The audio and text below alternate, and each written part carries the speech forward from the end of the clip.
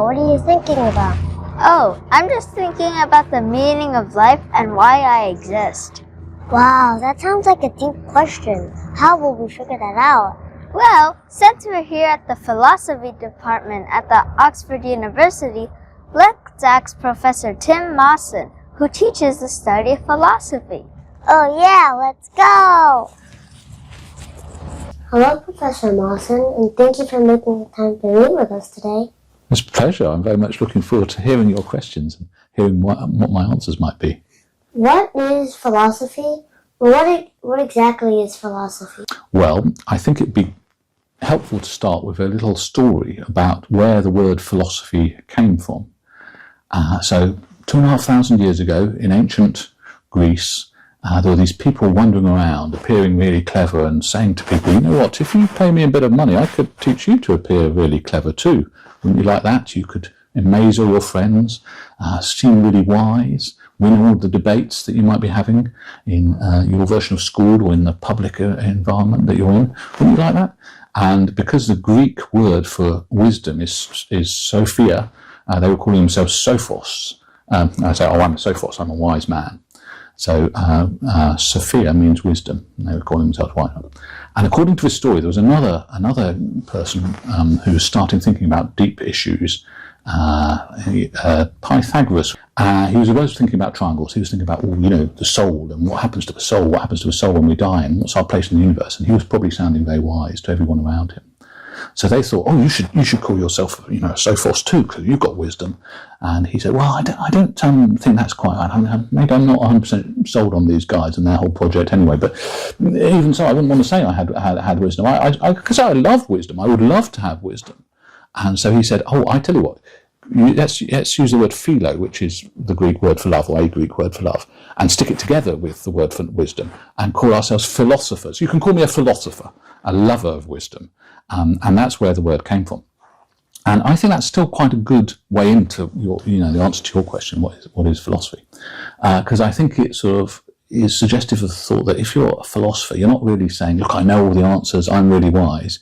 You're much more interested in trying to find out by talking about things, what the right answers might be, and trying to become wise. You're not really interested in winning a debate in public. You're more interested in exposing yourself to the best arguments, and hence more approaching the wisdom that you might hope that they would lead you in the direction of.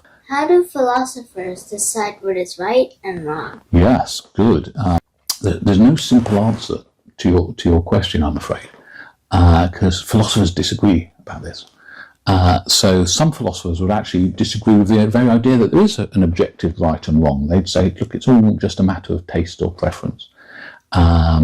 So do you have Marmite in your country? You come across that? Sometimes it's called Vegemite. You know that? Spread it on toast. It's a sort of yeast-based spread. It's very thick and syrupy, got a very distinctive taste. Property that some people really love it, apparently. They love this stuff, can't get enough of it. Some people really hate it, but very few people are indifferent about it because it has got a very distinctive taste.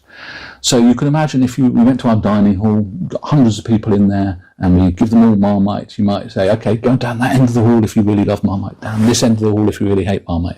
And you might get about 150 people down this end, 150 down that end, more or less, about evens. And then we might say, okay, so which side is right? Is it these guys over here who are right? Have they got the right answer? Is it these guys who are right? And you might think, I don't think that's really the correct question to ask about these people. There is no right or wrong here. Marmite's good for you if you like the taste of it. It's bad for you if you don't like the taste of it. It's just a matter of individual preference. But some philosophers disagree and say, oh, no, it's not just a matter of individual preference or even collective sort of preference. It's a matter of much more objective than that. There's much more truth to be had in ethics than that would suggest. But then they disagree amongst themselves about how to decide what's right or wrong. And there are three broad schools of thinking about that. One says, you should always be thinking, if you're trying to decide what's right or wrong, you should always be thinking what will lead to the best consequences, what will make things overall turn out the best. And another school of thought says, no, you should be thinking about what you're trying to do and whether your intention is to do your duty for duty's sake, you're following the right rules. And then another school of thought says, no, you should really start thinking about what it is to be a good person, a virtuous person, a person with all the right sort of character traits. And the right action is just whatever it is that a person with that suite of character traits would do in the circumstance you're describing. So there's the subjectivists. People say there's no real right answer here. And then amongst the objectivists, there are at least three broad ways of thinking about it. And so that's why there's no simple answer to your very good question, because there's no real one way that philosophers think about it. We're all seeking after wisdom in this area if we're thinking about these sorts of topics rather than other bits. But there's no consensus of what wisdom consists in. So, if you can't see or touch ideas, yes, how do you know they are real? Well, so you've asked a very good question, and two really important words there are ideas and real. Yeah, you can't see ideas, but how do we know they're real? So suppose what I said, let's all think about a triangle, okay, what it is to be a triangle. So not a particular triangle, what it is to be a triangle as such. Yeah. And you follow my instruction. So Ellis has his little idea of what it is to be a triangle. You've got your idea of what it is to be a triangle. I've got my idea of what it is to be a triangle. You might say, then there are three ideas in the room. There's yours, and there's mine. Yeah. But you might say, but there's one thing which we're all thinking about, what it is to be a triangle, because you're thinking about that, and you're thinking about it, and I'm thinking about that. So where's that idea, if you want to call it that one thing an idea? That's not in your mind, or in my mind, because it's the thing that each of us is thinking about. And that you might call let's call that an abstract idea, or sometimes nowadays you call it concept.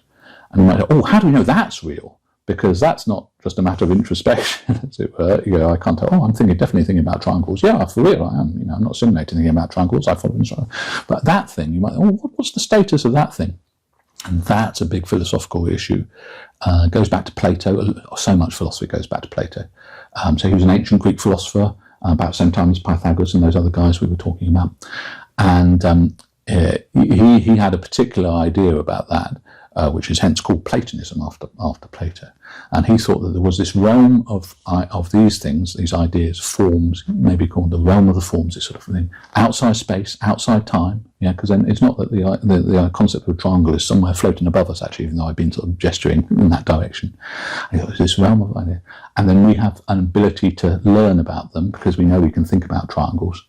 And in fact, he thought we all sort of know these things somehow intuitively. Even before we were born, he had some views that we pre-existed on birth into this realm.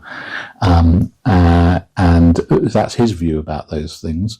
But others have been far more sceptical that there's this abstract realm of ideas of that sort. And their view is sometimes called nominalism. Because they think, just words referring, it's not the things to be referring to. So I've not really expressed nominalism very well there. So is the study of philosophy something practical? And how does the study of philosophy actually benefit everyday people? Yes. Yeah, good. So one thing one could do is think, let's pick on some of the words, practical and benefit. What is it to benefit? Let's think a bit more about the meanings of those. So I suppose when I hear practical, I think if someone said, very practical person, I'd say, as being said of them that they're good at putting up a set of shelves, or changing a car tire, or maybe if you were going camping, they'd be first to get the tent up and the little fire started and so on. And philosophy isn't very good at making you better at those sorts of things. No. But it might be of benefit to you, even so. Because you might think, once you've done all that, and you've managed to sort of keep yourself alive from one day to the next, there's all sorts of questions about sort of what makes it worth staying alive from one day to the next, what the point of it is, what's a good life as opposed to a less good life that you can lead, assuming you can sort of, using those practical skills, maintain yourself at least in existence. And philosophy, I think, is helpful in making us think as clearly as we can about those. So if you know already what your problem is, and it's a very practical problem, like these shelves won't stay up, person comes in, makes them stay up, job done. But if you're trying to puzzle out what it is you want out of life, or really I should say ought to want out of life, what would be reasonable to want out of life, because what you actually want might actually be sort of adrift from what you would have most reason to want. If you're trying to wrestle with that, you might find, some philosopher might offer you some helpful, have you ever thought about it this way, or have you ever thought about it that way, or, I notice you're going in this direction, but aren't there more reasons to go in the other direction? By offering you thoughts like that, a philosopher you might come to believe benefit you. Or even if you didn't come to believe it, they might still have benefited you. That's what I hope anyway. Do you think computers and AI will one day be able to do philosophy better than humans? Well, I'm not sure. That's for sure, that I'm not sure. But I'm a little bit sceptical. I don't know how all these AIs work, for sure, again, but here's at least one way that, as I understand it, some of them work, and then I'll describe that, and then I'll say why I'm a little bit sceptical they could ever do philosophy better than humans. And the reason for my scepticism, I don't think they're actually having any thoughts at all. And if you're not having thoughts, then you can't be thinking about wisdom, you can't be loving wisdom rather than anything else. And that's what I said, it is to be a philosopher, is to someone who loves wisdom rather than anything else. So that's why I'm a little bit sceptical about these types. So these are types that just sort of, they go out into the internet, they find all the words, they work out which words are correlated with each other words, and the probability that one word will follow from another, and they get a little grammar, so they put the words in the right order when you ask them a question and they yield an answer. And then you ask them questions such as, who was Descartes? And the computer finds out that the word Descartes is correlated with famous French philosopher more than other words. So he said, Descartes was a famous French philosopher. So that's the little sentence that comes back. And you might think, the computer believes that Descartes was a famous French philosopher. The computer doesn't believe anything. It's just moved the words around. It doesn't know what French is, what philosopher is, or anything. Just said a sentence, as it were. If it's got voice synthesizer, it said it was come out on the screen, of which it itself has no understanding. So it hasn't got any beliefs. And so if that's the way the AI works, what you might say is, it's not really having any ideas, is it, in that first sense of ideas? It's not really thinking that Descartes, it's just simulating ideas. So its ideas, in inverted commas, then, are not real. They're just the simulations of ideas. And I think that sometimes, at least, what these AIs are doing then is not really having beliefs, and hence they can't be having wisdom, they can't be loving wisdom, they're not having any emotions. They're just more and more successfully simulating the having of those things. And if so, then they'll never be philosophers, good or bad, because to be a philosopher is to love wisdom. To love wisdom, you have to have an emotion, you have to have a concept of wisdom. It might be a contestable concept, might disagree about what wisdom is in its details. You have to have a concept of wisdom towards which you're directing that emotion. And computers never do that. So just like machines who simulate, all of that, but we think, no, you're not really thinking, are you? And they will say things, perhaps, yes, I am really thinking, but they won't really be. That's my thought. Well, there you have it. The study of philosophy can help us understand more about mental intelligence and our purpose in the world. So let's keep exploring. And for more, follow us on Bach Bros Studio. See you next time. Bye! Bye.